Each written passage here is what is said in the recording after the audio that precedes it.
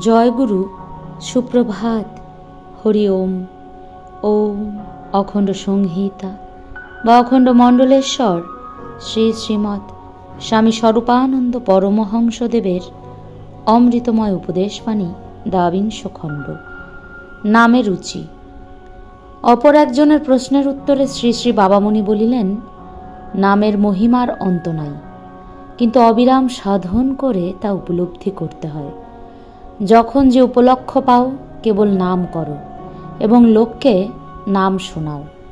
নাম করো বিনম্র মন নিয়ে, নাম শোনাও প্রেমপূর্ণ কণ্ঠে, প্রেমপূর্ণ মনে। অপরে নাম কীর্তনাদি করলে ভক্তি ভরে তা শোনো এবং সকলকে শুনতে আগ্রহী করো।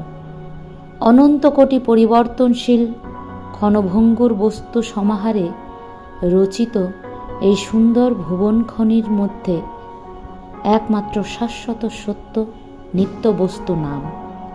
নামে যে রুচিমান সেই ভাগ্যবান।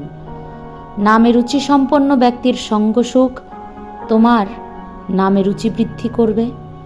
তুমি যদি রুচিমান হও তাহলে তোমার সংসর্গে এসে হাজার দিশাহারা নরনারীর প্রাণে নামের ও ব্যাকুলতার জোয়ার বইতে থাকবে।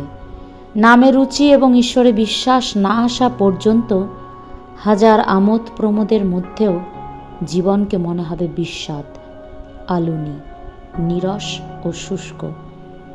জীবনকে মধুময় করার, সুখময় করার, আনন্দময় করার একমাত্র উপায় হচ্ছে নামে রুচি আর ঈশ্বরে বিশ্বাস।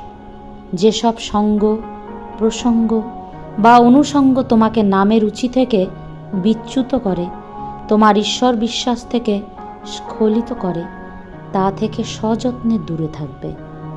হরি ওম।